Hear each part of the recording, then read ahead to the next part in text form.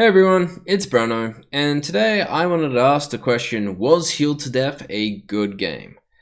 And I cannot answer that question. I can't give it a number out of 10. I can't really talk about what my personal opinions on the game is because it's pointless.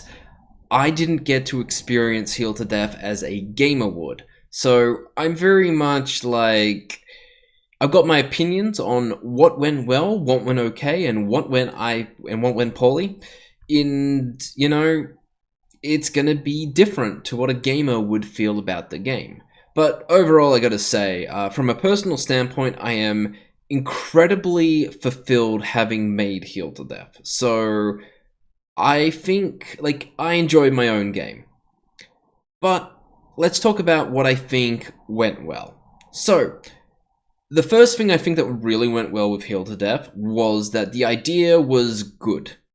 Like, I had this idea since 2008 on what a single player healer game would look like, and I think it was fun. I genuinely think that the idea was quite fun, on that you can make a fun single player healer game. A big part of this is because I was able to make the healing mechanics themselves feel quite impactful and quite fun to press buttons and stuff. I put a lot of effort into making sure that the green numbers that pop up would pop up in a specific way to make it feel impactful, especially with a critical strike. I was really quite happy with how everything worked out with the spell effects and the sound effects and just some of the upgrades which can do some crazy things. I really felt that the healing in this game was actually quite fun, and it's so much so that I fucking hate healing in MMORPGs now. I can't do it. It's so boring in comparison to the game that I made that I am never playing a healer ever again because I've just spoiled it for myself. Now, the other thing I think that was successful with this game and what went well was the boss designs. Overall, I would say that they are pretty engaging. The worst boss, I think, was the Rotting Behemoth. It's basically a Loatheb-like boss where 14 out of 20 seconds you'll heal for 90%, but for those 6 seconds you can heal 100%, and there's a bunch of exceptions to this rule, so it didn't really work. And even then, I don't think it's particularly fun or engaging boss. My favorite boss was Skull Crusher. It's super simple. You've got this guy that melees you and has an ability called Skull Crush, which is a big charged attack that does a ton of damage and almost one-shots your tank, but not quite. So you have to keep your tank up to 100% HP and then make sure he survives it or she survives it, and then you basically get them back up, restore mana, take it easy, regen mana, and then you have to do this a couple of times and then you win the fight. It's super simple. It makes you engage with the core mechanics of Heal to Death, and I love it. It's my favorite boss. It's just funny how such a dumb, simple boss is my favorite. Anyway, the other thing that I think went really well was the player onboarding. I spent so much time iterating this tutorial, breaking down each mechanic into small bits, small teachable bits, because this game is complex to most gamers. You should see how bad the majority of playtesters were. It's like, oh my god, and let's face it, if you've never played a game like this before, you are going to be confused. And I had hundreds of people playtest the tutorial, and I got so much good feedback, and so many people who had never played these games before fail in ways that I couldn't imagine. But then, because I saw them, I was able to make a slight adjustment to where no one else would repeat the same mistake. And as a result, people were really, around the end of development, people were almost always getting through that tutorial. Man, I I really kicked ass with that tutorial. That took a lot of work. Tutorials, man, they take a lot of work. So I'm really happy with how that all went.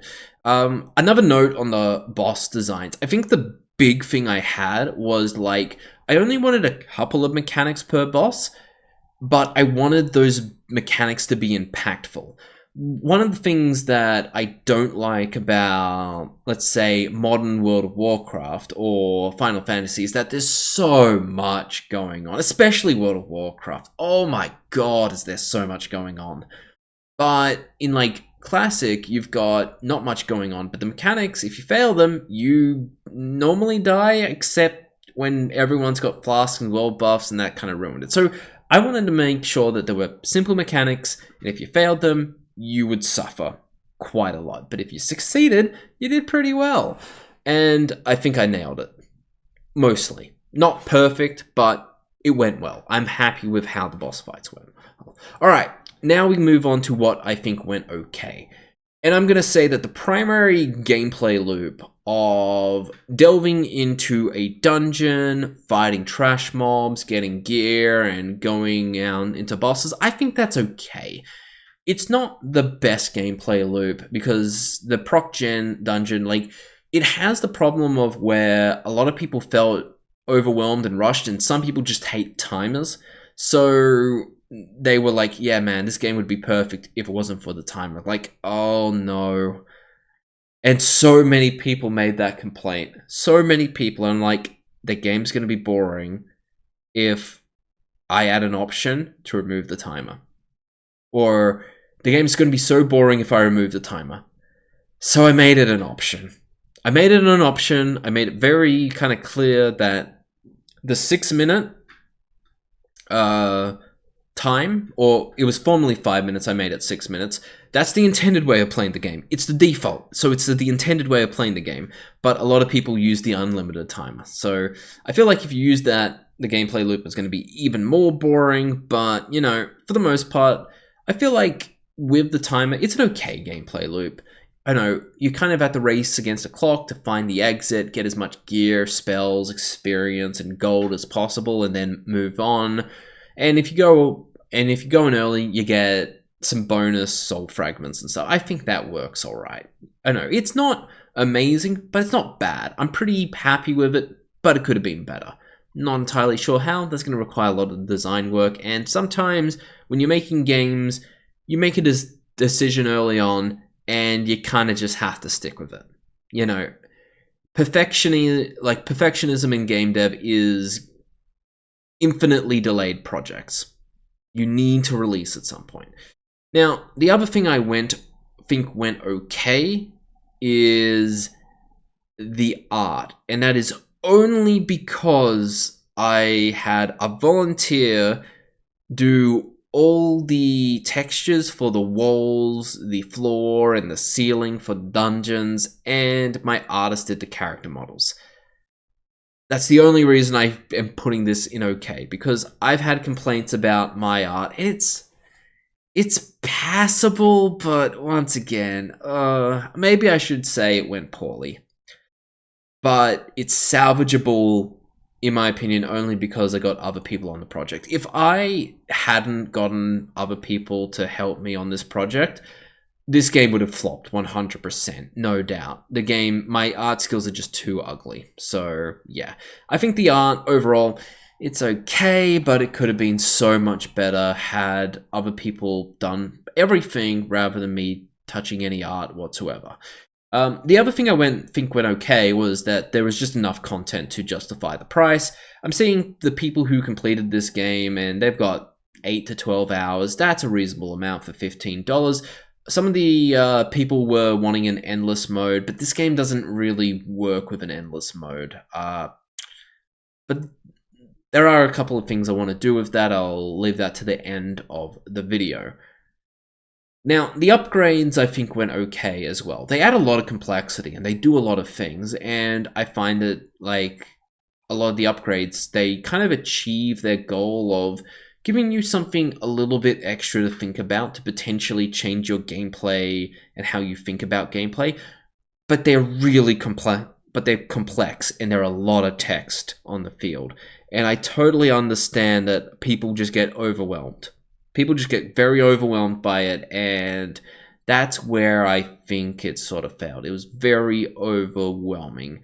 The other thing is that I don't think it quite provided enough in-depth and combo potential for the roguelike enthusiasts, but it's a big design challenge because healing has an infinite window. You can only heal up to your... It's like you can only heal as much as your party member's health bar. And there's a point where you trivialize the game if you make everyone too overpowered in healing. Whereas with damage, overpowering the game can be the mechanic. But it's just not going to be fun as a healer. Whereas I'm keeping everyone alive without any effort. This isn't fun because I'm not killing things that much quicker. With that said, though, you could damage with heals in my game, but that would have completely defeated the purpose of the game. So I would say it went okay. It's not the best case scenario, but I think it went okay. Music is bland but acceptable. Honestly, probably shouldn't even have this one here. I would say, yeah, it's okay. It does its job.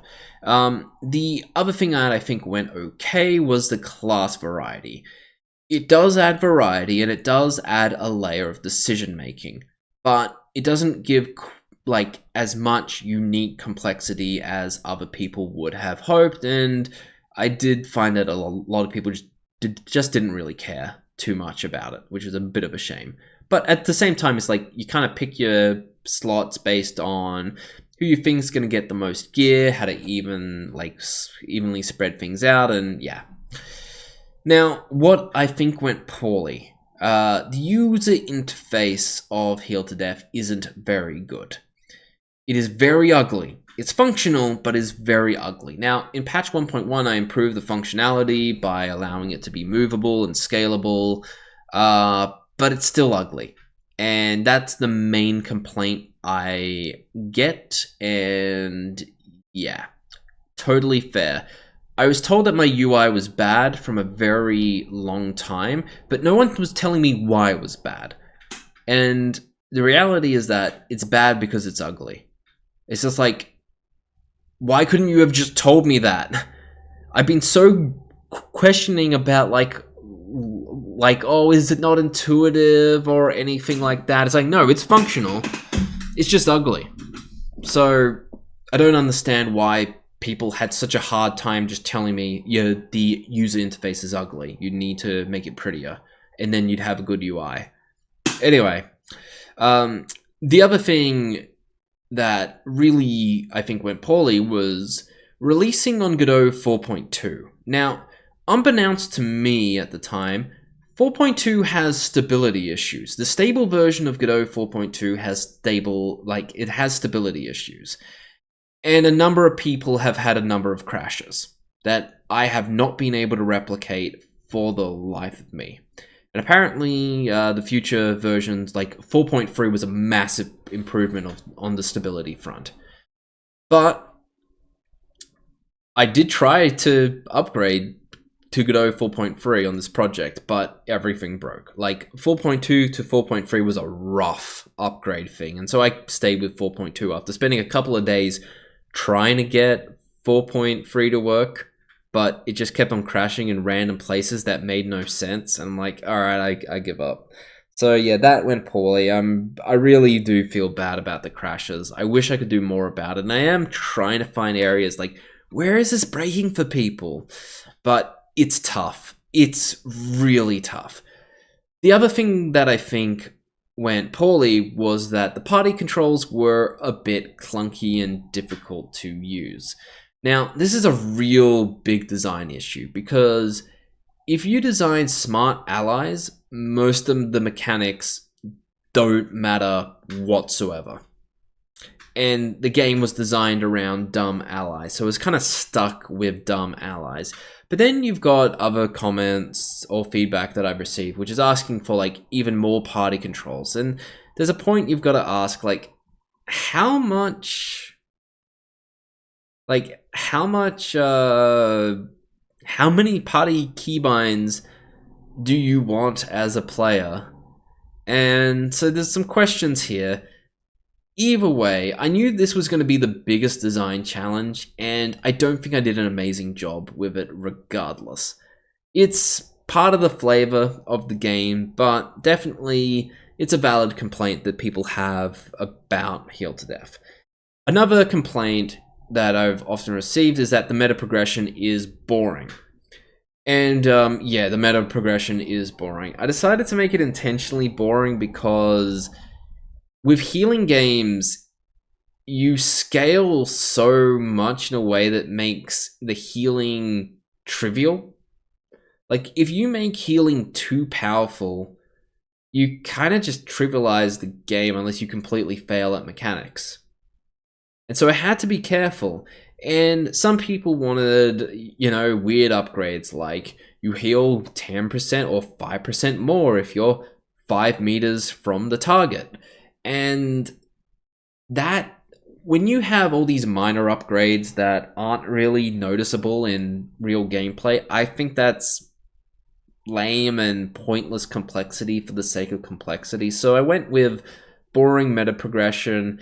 And the issue, of course, is just like, there's so much more room to improve meta progression when you're dealing when you are like doing damage, but with healing you have to be constrained because it's so easy just to imbalance everything, and you can't have this infinite like power trip that you can in like damage based roguelites. So it's a design challenge. I could have done better on it. The other thing that went poorly was that the damage classes were incredibly imbalanced. After I implemented the damage meter, I went and did DPS tests for all the classes, and oh my god, it was really bad. The casters especially were super weak. So I had to like do massive buffs in patch 1.1 to the casters in order for them to compete on damage. It's like, it's reasonably balanced now, I think, but yeah, definitely I need to make testing tools rather than just using my mathematics, because there's things that I just don't consider, and when you don't consider them, oh god, it's so much worse than you could have ever imagined.